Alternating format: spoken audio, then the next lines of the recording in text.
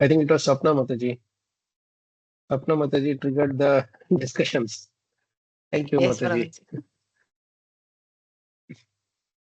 I really like this thing, because when we actually are inquisitive, then it triggers more discussion. And we are using for example, we are using this word ascetic. Gandhari is ascetic. But what exactly is that ascetic mean? So that ascetic is very important to understand why Prabhupada is using ascetic. Actually, the Sanskrit word is tapasvi, someone who is a tapasvi, you know. So I'm trying to read that out. See, what is Prabhuji, that? Google gives the meaning sannyasi. Who is using? Google. Google.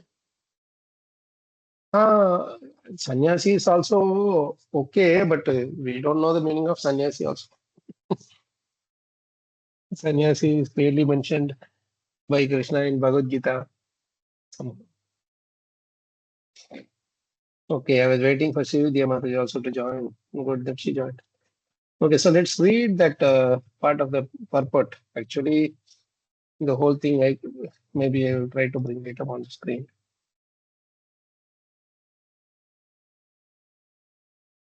Data.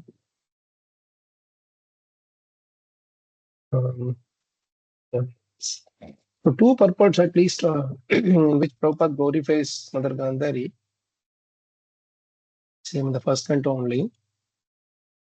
So let's read the 1948 first, and then come to Swapna Mataji's question. These are the questions that should be discussed in Bhakti Vaibhav, Bhakti Vedanta classes, Bhakti Shastri classes also. That will make it even more interesting, the whole process. Okay. I am sharing the screen now.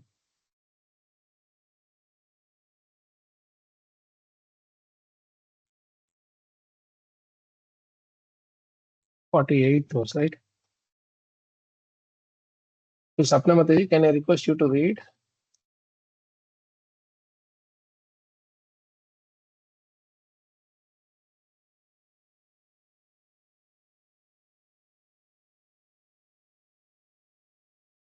ततो युधिष्ठिरो गत्वा सह गजाह्वयम् पितरो सान्त्वयामास गान्धारीं च तपस्विनीम्. Then go directly to the Gandharim cha tapasvinim. She is mentioned as a tapasvi. So can you please read this, Mataji? Maharaj Yudhishthir said, "O godly personality, I do not know where my two uncles have gone, nor can I find my ascetic aunt who is grief stricken by the loss of all her sons." आगे का भी पढ़ो प्रभु। No, sorry. I think, are we reading the right one? No, Prabhuji. Mataji, read what is there on the screen. Hare Krishna. 1948, no? Yeah, I think Mataji went to 13th chapter. The verse she spoke on the. No, we are 13. first reading the 1948, Mataji. After that, we will go to. Okay. Hmm. Sorry. 48. Prabhuji, it is 48. 1948, yes. 1948. Hmm.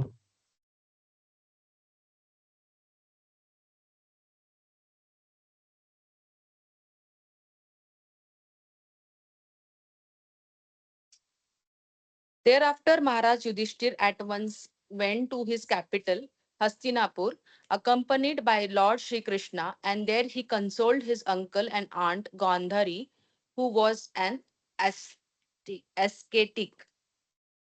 Ascetic. Purport should I read, Prabhuji? No, yeah, please. Purport is important. Dhritarashtra and Gandhari, the father and mother of Duryodhana, and his brother, were the elder uncle and aunt of Maharaj Yudhishthir. After the battle of Kurukshetra, the celebrated couple, having lost all their sons and grandsons, were under the care of Maharaj Yudhishthir. They were passing their days in great agony over such a heavy loss of life and were practically living the life of as- ascetics, as- Ascetic, Mataji. ascetic. Mm. The death Mm. of the death news of Bhishma Dev, uncle Dhritarashtra, was another great shock for the king and the queen, and therefore they required solace from Maharaj Yudhishthir. Maharaj Yudhishthir was conscious of his duty, and he at once hurried to the spot with Lord Krishna and satisfied the bereaved Dhritarashtra with kind words from both himself and the Lord also.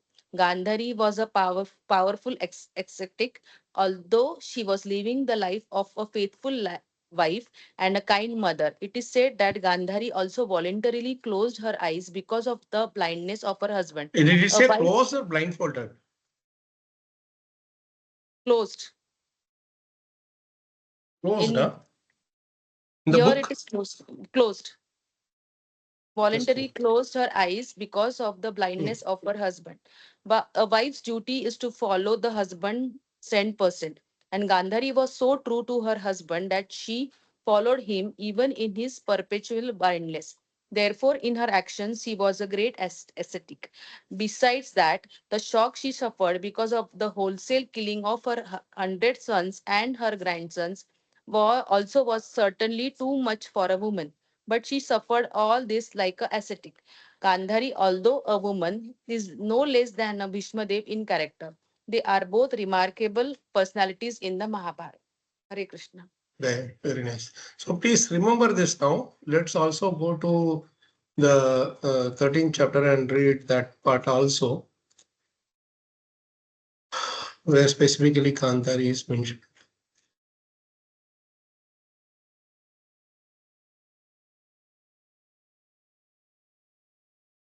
Hmm. Here, anyone else wants to read this part of Gandhari?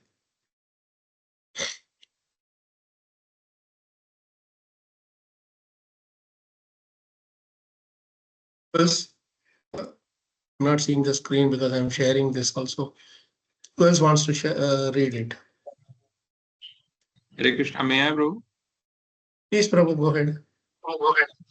Gandhari, the ideal Srila Prabhupada ki jai. Gandhari, the ideal chaste lady in the history of the world. She was the daughter of Maharaj Subal, the king of Gandhar, now Kandahar in Kabul. And in her maiden state, she worshipped Lord Shiva. Lord Shiva is generally worshipped by Hindu maidens to get a good husband. Gandhari satisfied Lord Shiva, and by his benediction to obtain 100 sons, she was betrothed to Dhritarashtra, despite his being blind forever. When Gandhari came to know that her would-be husband was a blind man, to follow her life companion, she decided to become voluntarily blind. So she wrapped up her eyes with many silk linens, and she was married to Dhritarashtra under the guidance of her elder brother Shakuni. She was the most beautiful girl of her time, and she was equally qualified by her womanly qualities, which endeared every member of the Kaurava court. But despite all her good qualities, she had the natural frailties of a woman, and she was envious of Kunti when the latter gave birth to a male child. Both the queens were pregnant, but Kunti first gave birth to a male child. Thus Gandhari became angry and gave a blow to her own abdomen. As a result, she gave birth to a lump of flesh only. But since she was a devotee of Vyasadeva, by the instruction of Vyasadeva, divided into 100 parts, and each part gradually developed to become a male child. Thus, her ambition to become the mother of 100 sons was fulfilled, and she began to nourish all the children according to her exalted position. When the intrigue of the battle of Kurukshetra was going on, she was not in favor of fighting with the Pandavas. Rather, she blamed Dhritarashtra, her husband, for such a fratricidal war. She desired that the state be divided into two parts for the sons of Pandu and her own. She was very affected when all her sons died. In the battle of Kurukshetra, when all her sons died in the battle of Kurukshetra, and she wanted to curse Bhimasena and Yudhishthir, but she was checked by Vyasadeva. Her mourning over the death of Duryodhan and Dushasan before Lord Krishna was very pitiful. and Lord Krishna pacified her by transcendental messages. She was equally aggrieved on the death of Karna, and she described to Lord Krishna the lamentation of Karna's wife. She was pacified by Srila Vyasadeva when he showed her dead sons, then promoted to the heavenly kingdoms. She died along with her husband in the jungles of the Himalayas near the mouth of the Ganges. She burned in a forest fire. Maharaj Yudhishthir performed the death ceremony of his uncle and aunt. Hare Krishna. So is there a couple of things which are highlighted in the purport of Bhagavatam. Now, actually, to support this, there are some very nice sections in Mahabharata also. Before going there, I want to read the responses. Mataji's original question was, we may think it is if so that she was ideal. Ideal woman as mother, wife, and ascetic. In the history of the world, such character is in a way woman is rarely found. And then Mataji's question is, if you read this purport without the name it is referring to, we may think it is Kunti Maharani, but it's referring to Mata Gandhari. I can understand that she was an ideal wife, but I cannot understand how she was an ideal mother. She hit her abdomen and she was pregnant, broke into 100 parts, and ascetic. How can she be called ascetic? Can you kindly explain? Now, this was a question, and the answers that came through, I think Mataji mentioned this point. So I think I responded to that in a. I was kind of challenging more from the perspective of uh, to make everybody think instead of accepting certain things by default, right? So that's why I put out questions to trigger everybody. Actually speaking, I was more or less playing the devil's advocate. So the Mataji's point is to support her husband. Actually, I think I don't know what exactly Mataji meant by the support her husband. She's also in the call. She can explain.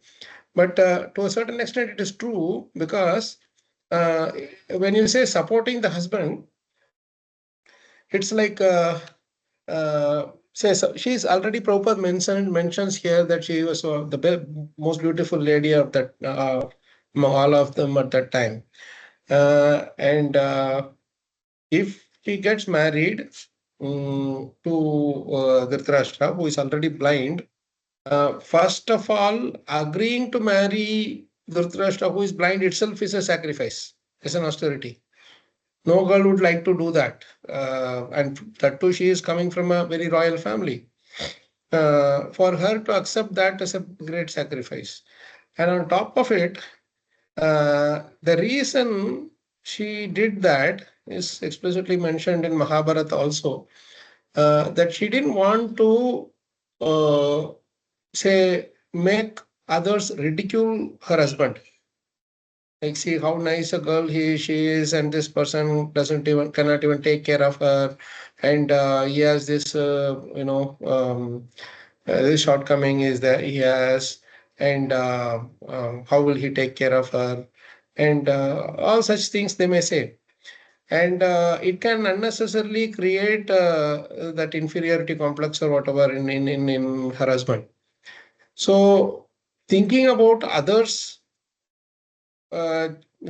feelings and giving priority to that is an important quality that she had, and more than anything else, for her to be blindfolded voluntarily for her entire life. She must have been married when she was very young, and you can see that by the time the Kurukshetra war happened, Krishna was 125 years almost old, and Arjuna and Krishna are of the same age.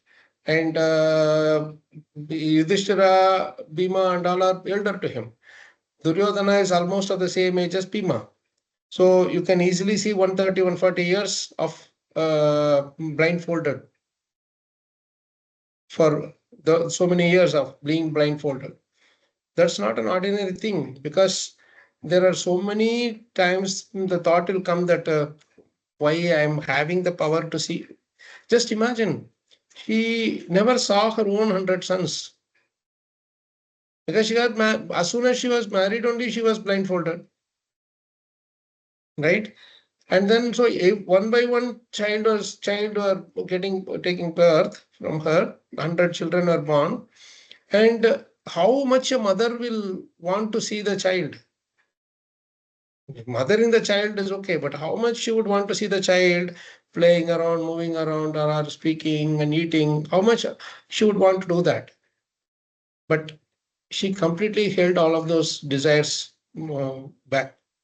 It's not, I wouldn't classify those things under gross sense gratification. It is more of a responsibility, right? And she was doing the responsibility. At the same time, she didn't want to uh, just stop, break the vow. This is the beauty of a Kshatriya man or woman. They once they take the vow, they just don't break it at any cost, and they always find ways to fulfill them.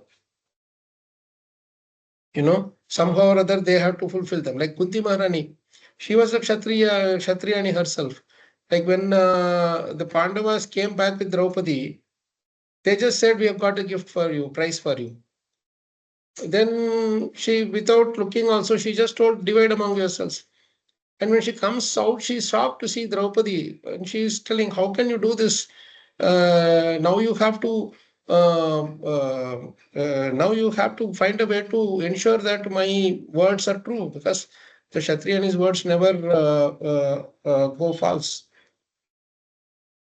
You see? So this is exactly how Gandhari was also. Hmm? So we can see that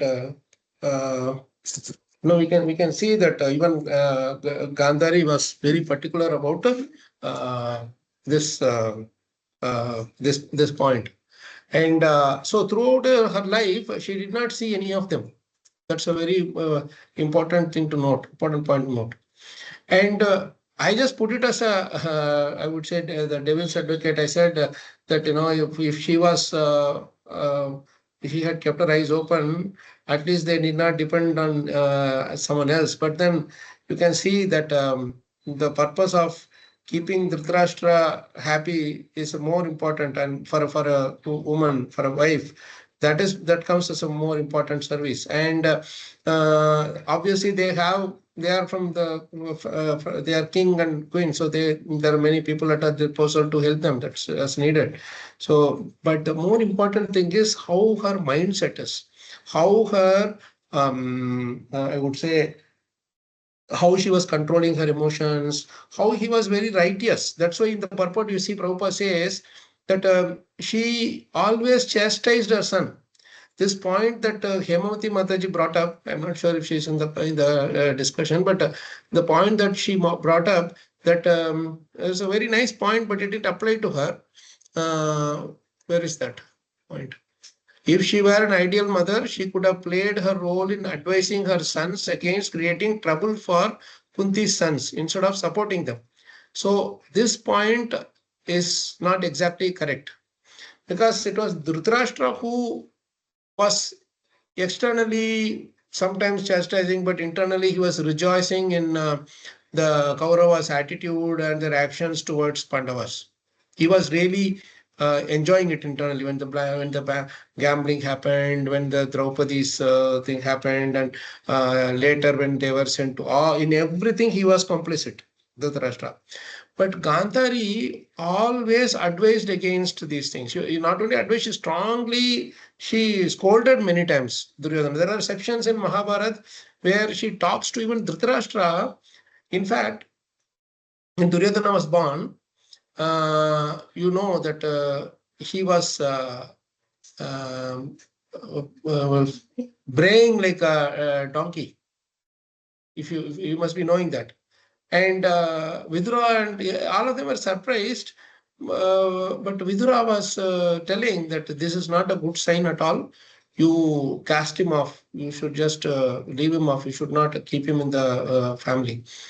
But Dhritarashtra was so much attached, because he was having this thing that what I could not enjoy, my son will enjoy. He will, because of my blindness, I was disqualified from being a son, so being a king. So let Duryodhana become a king. So he was finding out all ways and means to enjoy through Duryodhana, basically. But at that time, Gandhari, she supported Vidura. She told Dhritarashtra that you please cast him off. I don't want him. To that extent, she was righteous in nature. Which mother would want to do that? Which mother would even think like that? That is there in Mahabharata, a particular section. I try to read out to you, possibly.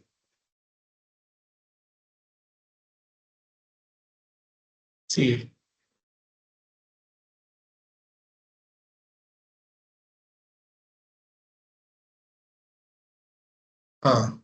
Say, I'll read it out. When Duryodhana was born, it's not like a donkey, but like a jackal. He was making sound like a jackal, not a donkey. Jackal is more cunning in nature, no? So it's not a very auspicious sign. Now, when Duryodhana was born, I'm reading from this one version of Mahabharata, older version. When Duryodhana was born, Vidura of great intelligence had said, "It is well to send this disgrace of the race to the other world." He cried repeatedly and dissonantly like a jackal. "It is certain he will prove the destruction of our race. Take this to heart, O king of the Kurus." He is telling to Dhritarashtra, "O Bharata, think. This is not for your own fault and getting into calamity." Then he says, "Don't lead to destruction of the terrible destruction of the race."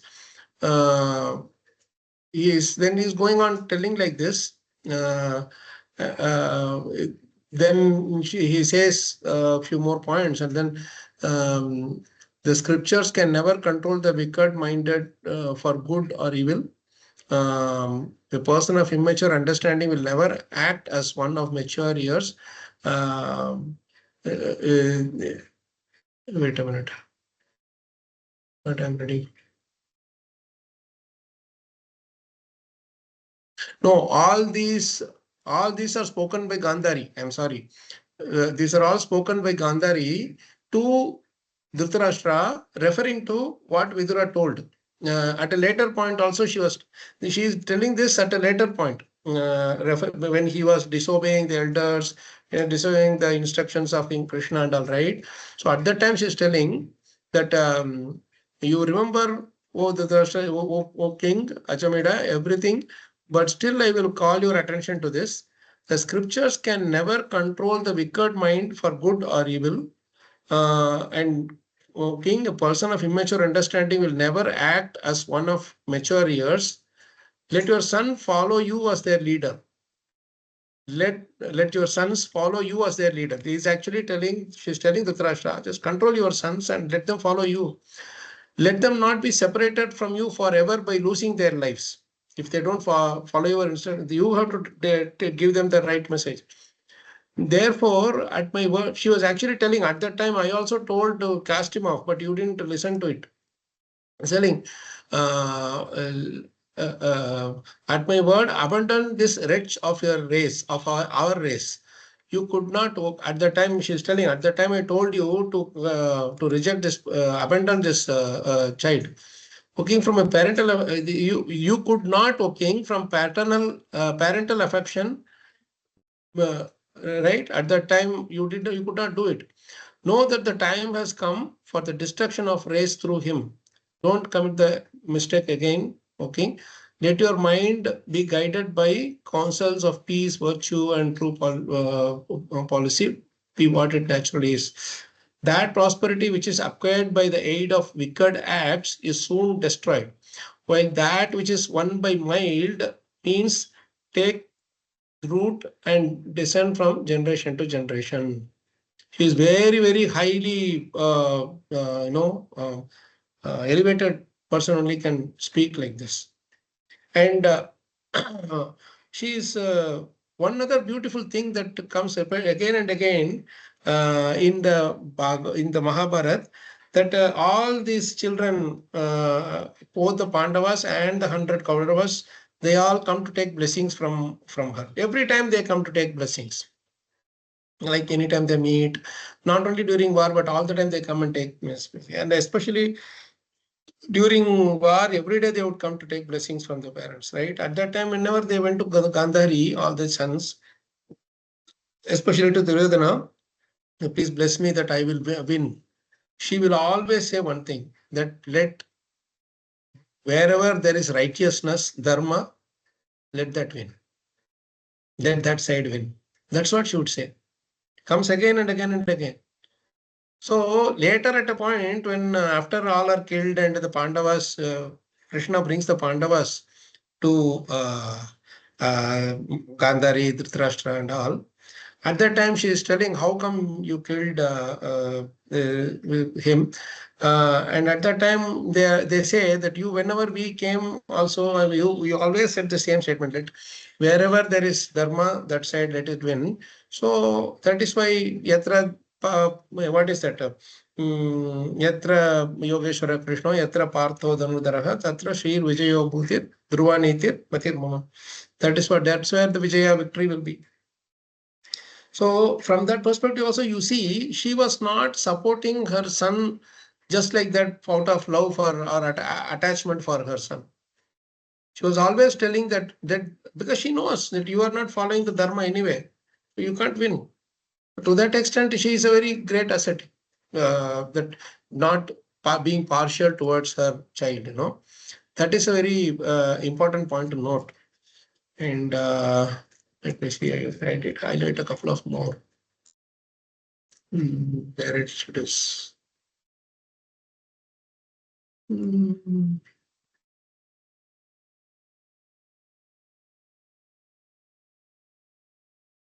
Somewhere I missed it. Beautiful quotes are there from actually.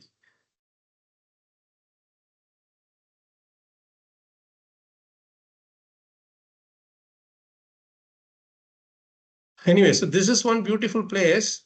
And then another place where I really liked her speech. Let me come to this point. So this point is not very correct. What Hemavati Mataji had said, that she did support Yudhishthira. She was full of love for Yudhishthira, Arjuna, Bhima, everybody. As equally, she loved her children. She loved Kunti's children also.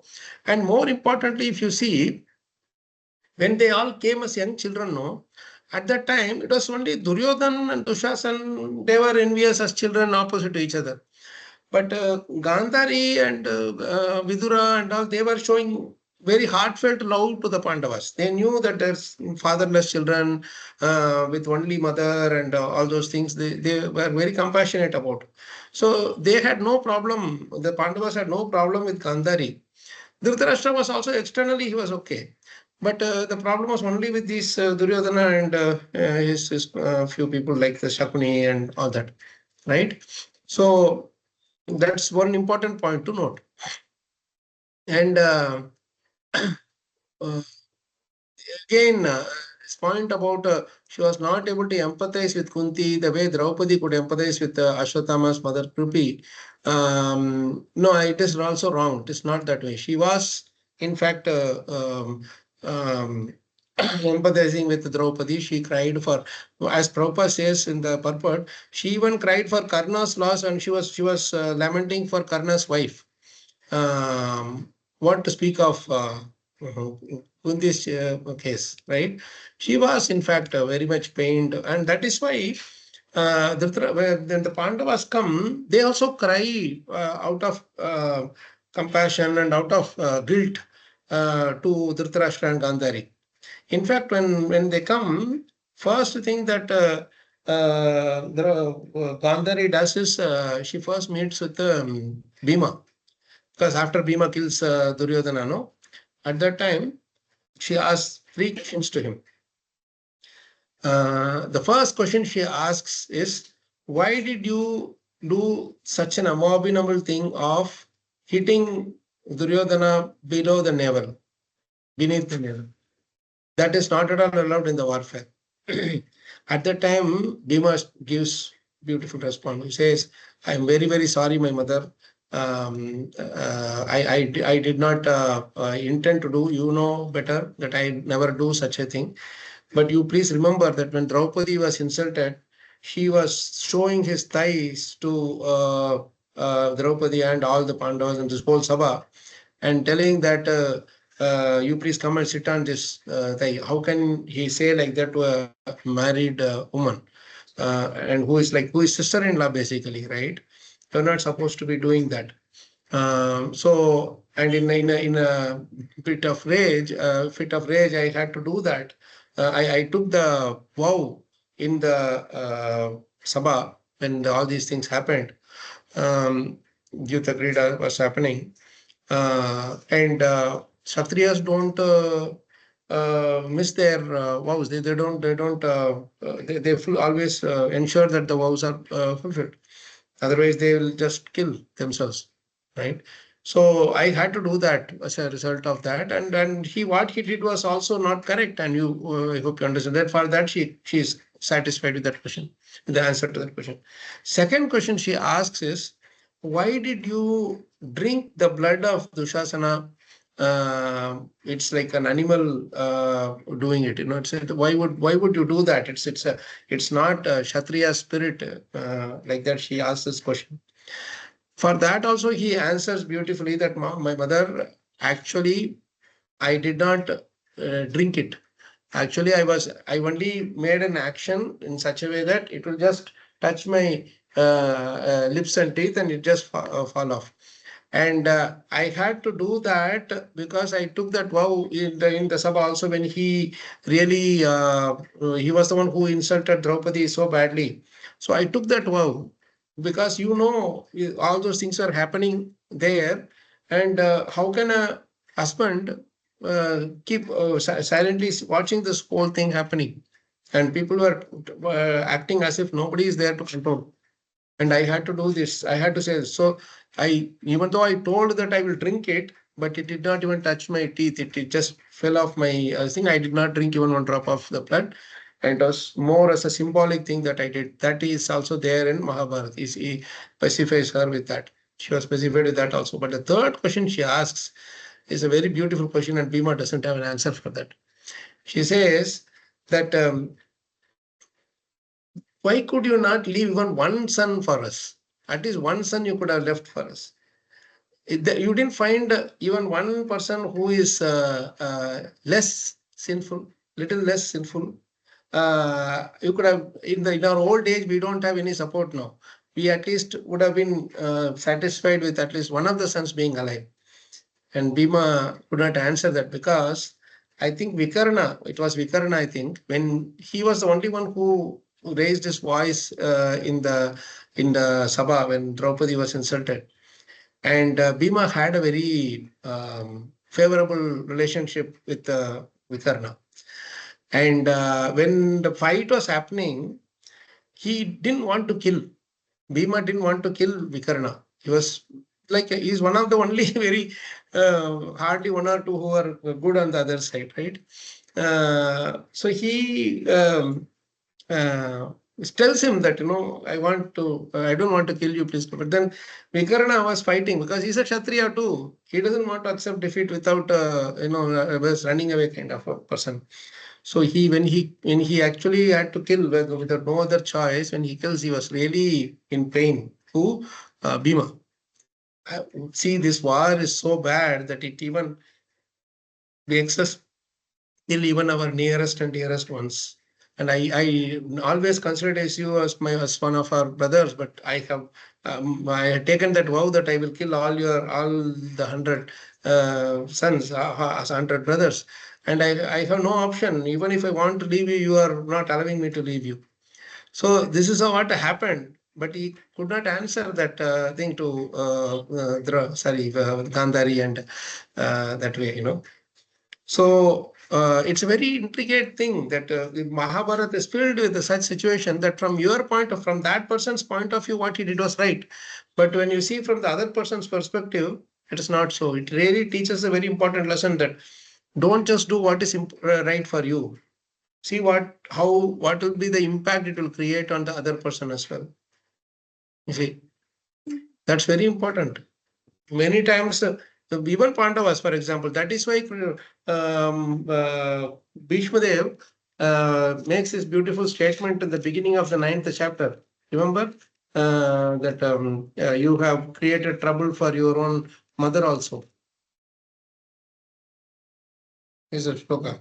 Yeah, samsite atirate pandav pruta bala prajavaduhu yushmat krite bahun kleshan prapta tokavati muhu.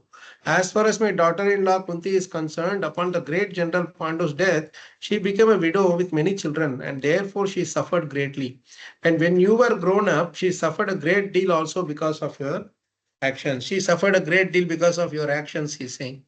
Right. So there is always this thing that, in this world, it's very difficult to follow the righteousness. Like even Yudhishthira Maharaj created, with all his dharmic thing also,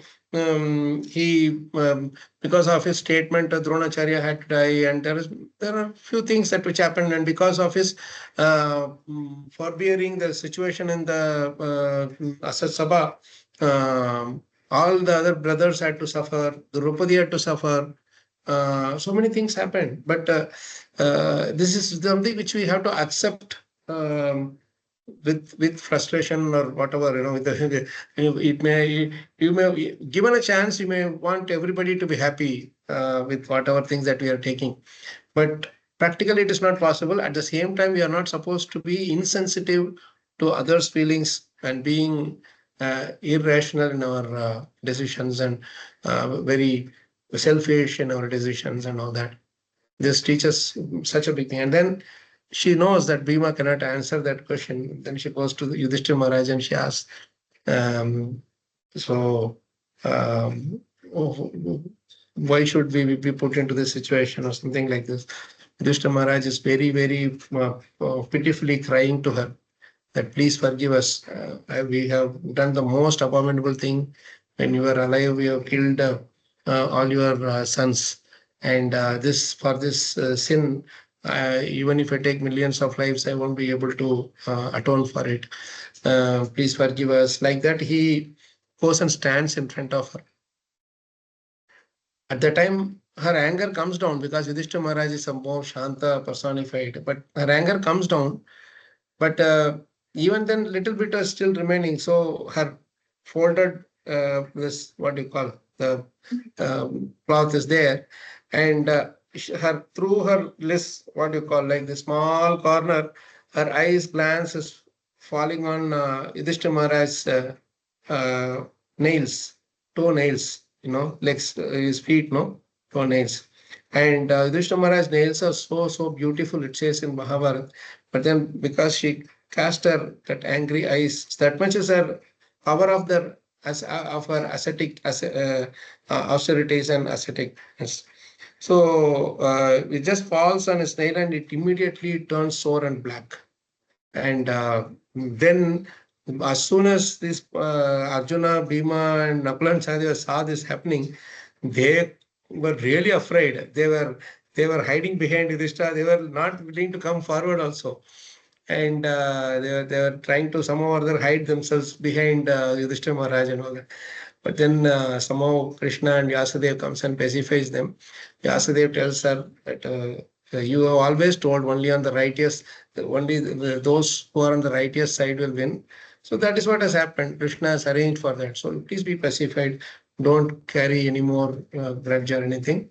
So what it means is that actually after that she is pacified immediately.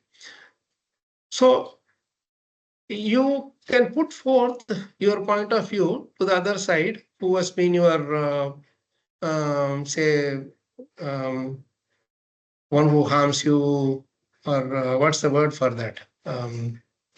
Like someone who is your opponent or who creates a difficulty, who is the cause of the issue, cause of the problem.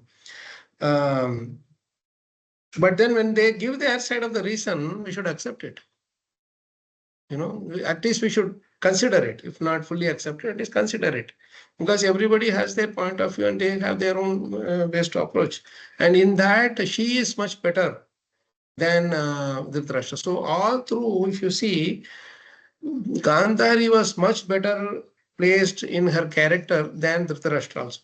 Dhritarashtra was blindly attached to her sons, and he was participating in each one of those activities which these people did, the sinful things that they did, activities they did. He was complicit. He was part of it. But Gandhari very, very openly she criticized, and she spoke very strongly against this. She kept on advising them. So there is no question of her simply accepting. Only thing is that she was that last moment she gave that thing to the Duryodhana. She wanted at least one person to be alive, and one son to be alive at least somehow or other, and hoping that after all the calamities that has happened, Duryodhana will at least now come and accept the Pandavas as his own brothers. She would always say that they are like your brothers only. Don't envy them, and learn good qualities from them, from Yudhishthira Maharaj and from Arjuna and from everybody. You learn how they are respecting the elders, how they are very obedient to them and follow their instructions properly. So she was always advising her children. Only thing is that they were more strongly attached to Shakuni and the other few. So these things didn't go into their ears properly, right? So this is an important point. These are all some of the important points. Then Mataji, I think Shrividya asked this question. Did Gandhari not know about dharma and hence behave like that? No, she knew the dharma. She is the foremost knowledge about being expert in knowing the dharmic activities and also in following them. She never, even once, she never missed following her dharma. And that's something which we need to understand, that there is specific reason why Prabhupada calls Gandhari as an ascetic, as a tapasvi, because she had to forbear many sleepless nights because of the actions of her husband and children. While she is talking about, she is giving advice to them, they are not listening. That adds double pain. It doubles the pain. She knows that they are doing wrong. One level of pain. She advises them and they are not following it. Second level of pain. Right? So this is how she had to forbear the whole situation. Yes, Swapna Mataji. Prabhuji, I'm feeling so pity for Mata Gandhari, because Yeah. it's being in association of devotees and practicing bhakti is it's comparatively easy than going all alone and being in people who are against your bhakti. And here I can compare her with Vibhishan, that he was counseling Ravan that don't go against Ram, but at some point he left Ravan and he came to Ram. And over here she doesn't have that option also. She Yeah. just If she were she a just brother or son or whatever, she could have left. That's why yeah. she is very ascetic. She's strictly following the Sanskriti or the spiritual culture also properly. Sri Dharma, exactly. Yeah. And Till Prabhuji, the it's yeah. and Prabhuji, it is so difficult that we are trying to counsel somebody, but the opposite person is not listening, and then to love that person, and then to counsel that person, and then to bear their misdoings. It is so difficult. It's Very very difficult. true. And on top of it, they will ask you, you please pray for me. What will you Oh, pray for them? To succeed in your ill advised plans. That is what she didn't do. She kept on telling that only righteous side will win. You be in the dharmic side, you will win. She never said, you will win. She said, if whoever is that's why that way she is implying to Duryodhana that I can give you my Ashirvad blessings, provided you are on the dharmic side. The more you do adharma, the less, I mean, you will not get my blessings. That's as simple as that. I know. And she is doing this to her own son. You can see how much more, who can be more balanced than that, Yes, yes, Prabhuji. right? Thank So you. that is why we have to understand those small things that Prabhupada says about, she becoming envious when Kunti got the first child. That is all simple things. That is not a very serious thing to know. Compared to her overall good qualities, these are small things which we have to kind of ignore. Yes. Krishna will ignore such things. He will look at the broader perspective. What is the ulterior thing? And she also is a devotee of Vyasadeva. Shiva also. She's a devotee of Shiva also, and she perfectly understood that Krishna is the supreme personality of Godhead, and she knew that. And whenever he came, she in fact she when Krishna comes, she tells him that you are the cause of this whole problem. You could have stopped this. And at that time, she curses him. The curses that, just like you made this entire Kaurava, where not a single person is alive, your Yadava dynasty will also be like that. And then Krishna tells her that actually, I myself was wondering how to wind down this Yadava dynasty, because they are so much powerful that nobody can defeat them, and they have grown unlimited in numbers. And I will make use of your curse in finishing them, because without a curse, if I finish them, I will be considered as a bad person. Now I will use your curse as a crutch to finish the other dynasty, because they all have to go and do their job. They can't be sitting here forever, uh, right? So And their she job means also in there. cursing. She also cursing Krishna is like for Kshatriya quality, not due to her anarthas or something, but due to her No, that Kshatriya. is actually inspired by Krishna. I think it's Krishna inspires from within to curse to curse himself.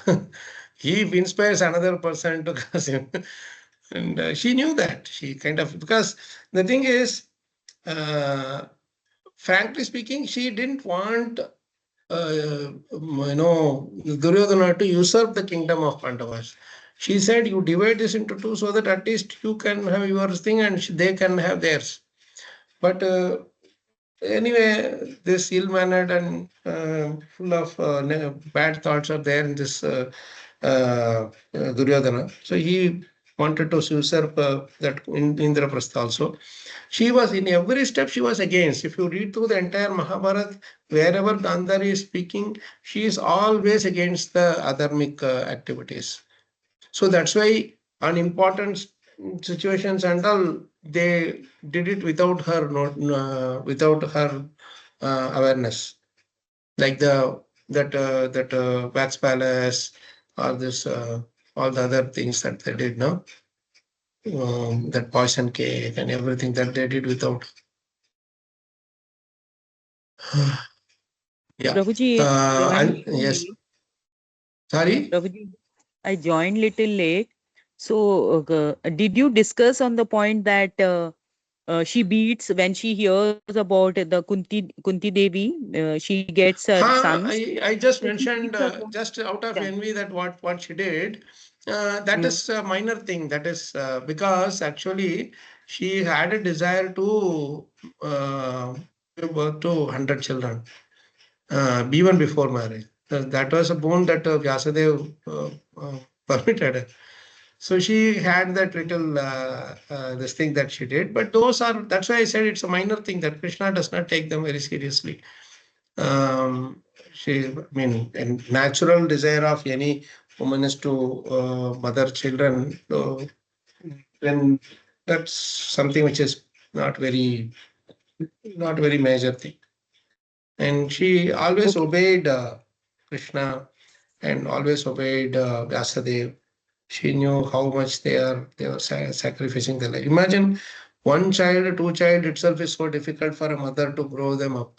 For her to grow Mm, up 100 children, that too being blindfolded, she has to give, even if she has to give mother's milk to 100, one child to 100 child, is imagine in a day if she has to do also, the whole day will be gone only with just giving milk to the children. Or if she has to feed also, she has to do that. whole day will be gone in just that only. How much is this? These are all austerity, right? So it's not so easy. Okay, Prabhuji. Anjan Prabhu, you have been waiting for a while. Sorry. Hare Krishna Prabhuji. Yes. Pranam. Nice class, Prabhuji. So one thing you said earlier that Bhima said that I did not drink blood, and he was told this is not Kshatriya action. Recently in our temple, after you came, we had a follow up of the nursing Leela. So they said that Lord Narsingha not only took out the intestines of Hiranyakashipu, when blood fell on his near his mouth or something, he was licking it. So I was kind of feeling bad, So how should I understand, No, Lord Narasimha, you should not licking compare blood and Krishna all? to normal people. Krishna can do anything, Prabhu. Krishna can drink everything. Krishna can do anything he wants. He was not drinking it actually. It was just he was biting it thing and tearing it and whatever he was doing. But anyway, Krishna's actions cannot be compared to ours. He's transcendental to the modes. Even if he is drinking the blood, he will not drink it with the material mode of passion. So those modes can never touch him. What if Remember, we read somebody in outside asks such a question? How should we explain to them, Prabhu? you tell them that Krishna will be like that only if you want, you accept, otherwise, it's your problem. Oh, Who are they to? Prabhu, we are not the protector of Krishna, right? We don't have to bend our back to say some meanings which are not actually as per the scriptures or by acharyas, right? If there is any place where Krishna, see this point which I told about Bhima not actually drinking Tushar, thing I read it in the Mahabharata only. There he himself is telling. So that is fine, right? But if other places, if Krishna is doing something, Acharya should have commented on it, or the Shastra should give direct message.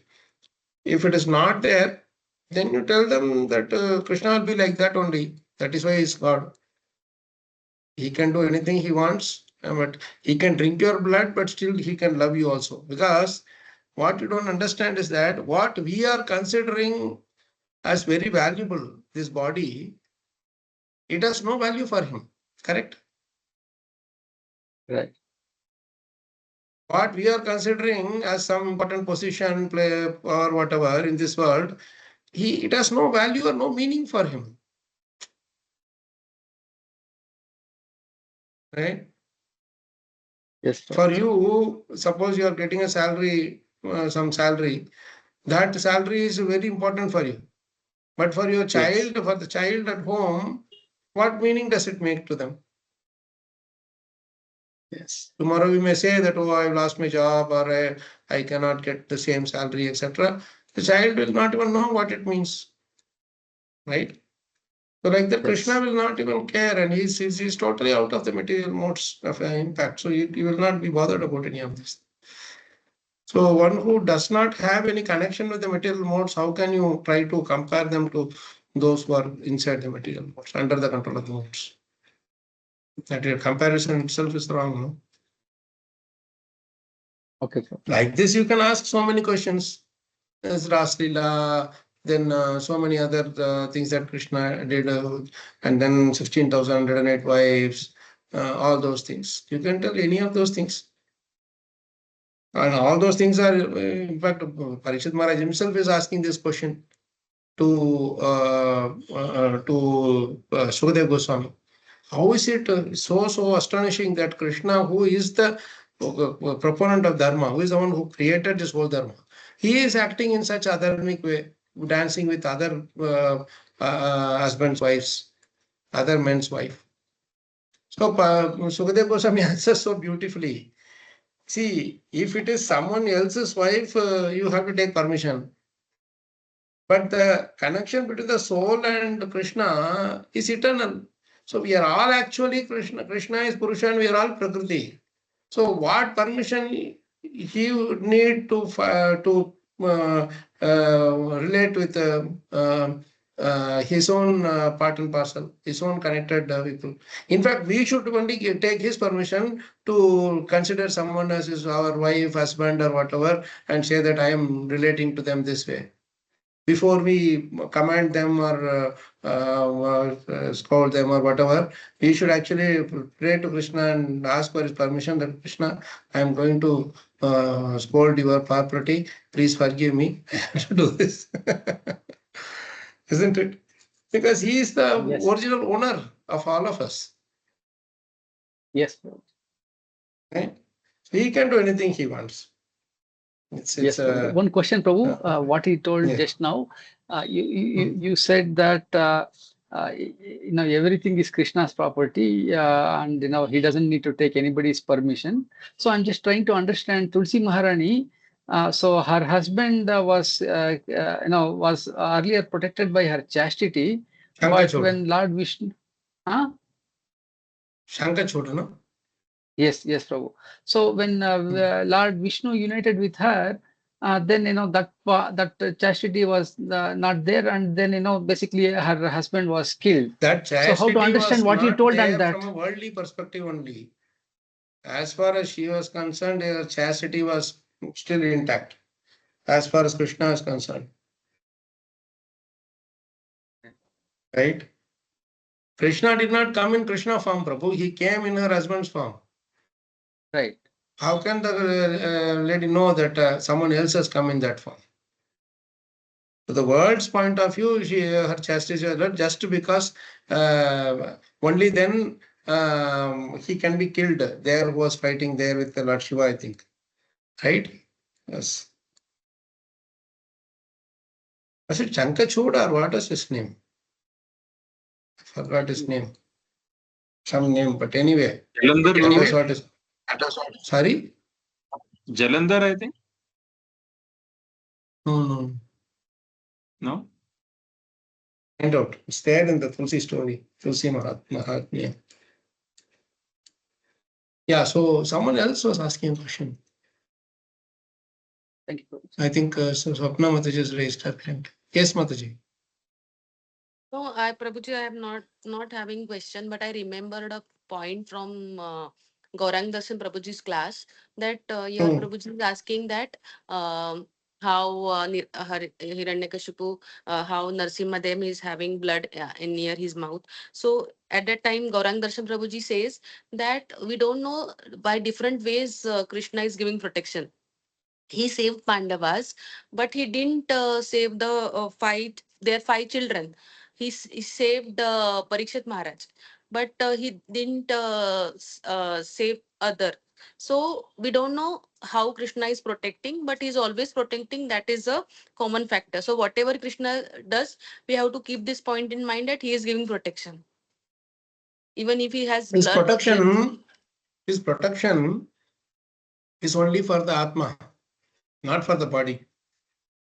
Yes, Prabhu. He protects the body as long as there is a use for this body to the Atma in executing its process of bhakti, in its activities in bhakti. He protected Prahlad because there was a need for Prahlad's body to be utilized in his Atma service, to show to the world.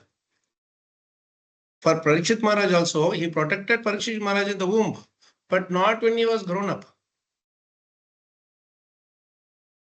That not protection is a wrong idea. In fact, he protected Parikshit Maharaj even then. He did not protect the body, but he protected the Atma. How did he protect the Atma? By coming in the form of Srimad Bhagavatam to Parikshit Maharaj. So when the body dies, we should not say that Krishna did not protect. Krishna protects the body as long as it is needed to be there in this world. He will not unnecessarily keep extending, because for him, he only sees the Atma. He doesn't see the what do you call the body.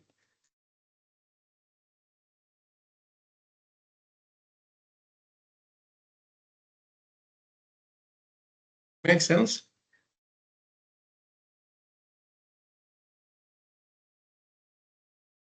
That's why when somebody is killed or some devotees are killed, we should not unnecessarily tell Krishna did not protect this devotee. He did protect.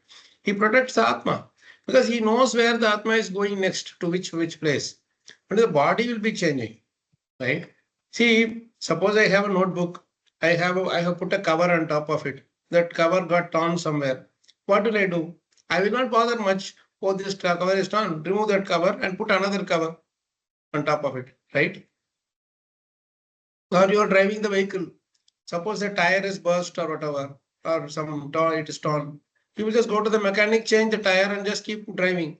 For you, you will not cry that, oh, my tire is gone, tire is gone. The car has to keep moving, that's all.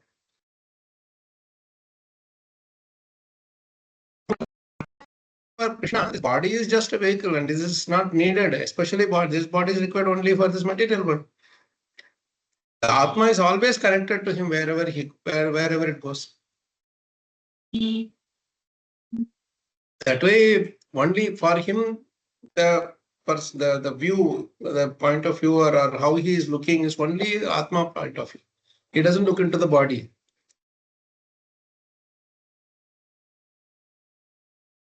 That way, we should not say that he did not protect here, he protected there, etc. That is all from a bodily point of view only. How do you know Krishna protected somebody and did not protect somebody? Right? End of the day, Karna, Duryodhana, all of them went back to Godhead only. So, because they all saw Krishna and dying. What more is needed? So they all saw Krishna and they went back directly.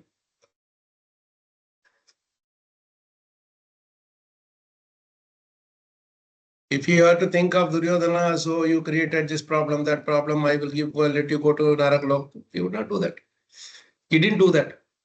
He let him also go to the same highest destination.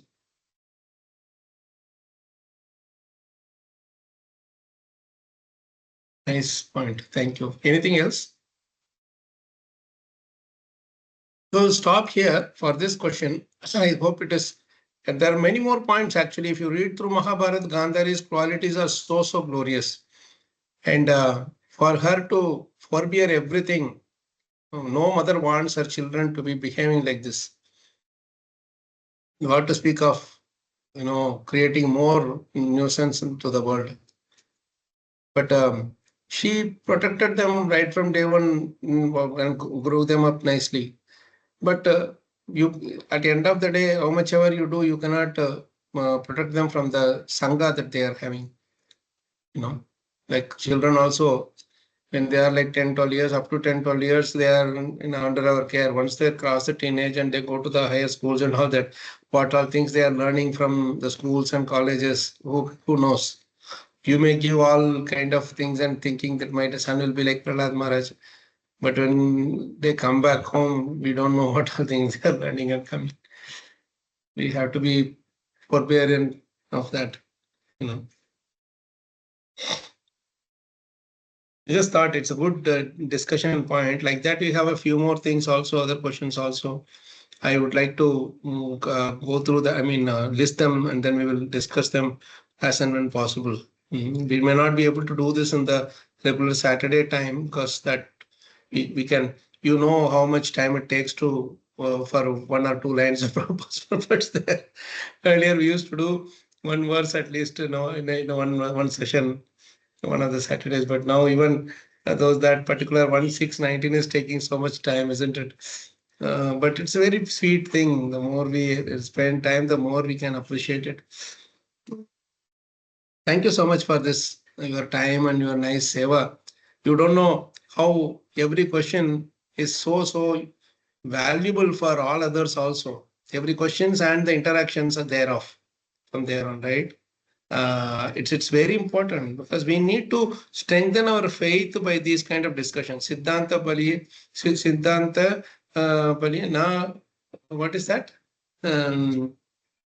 It says that don't be afraid of reading the Siddhanta, thinking that, oh, this is Siddharth बलिते चिते पे ना करे आलस. na kare alasa. Yes, na kare alasa. Don't be lazy in discussing the different aspects and perspectives of the Siddhanta. and give respect to the others. And also, as long as the motive is clean, it's fine. So we will be able to accept that. So thank you so much. So we'll stop here. It's a working day, so we'll connect again. Krishna willing, Saturday, if possible. We'll connect again and discuss. Okay. Hare Krishna, Prabhu Mataji, Dandavat Pranam. Thank you so much once again. Thank you very much, We'll Prabhuji. stop. Thank you Thank very you, much. Hare Krishna, Dandavat Pranam. Hare Krishna. Dandavat. Thank you, Prabhu. Hare Krishna. Thanks to each one of you. Hari Bol. Hare Krishna. Thank you. Ji, Dandavat Pranam.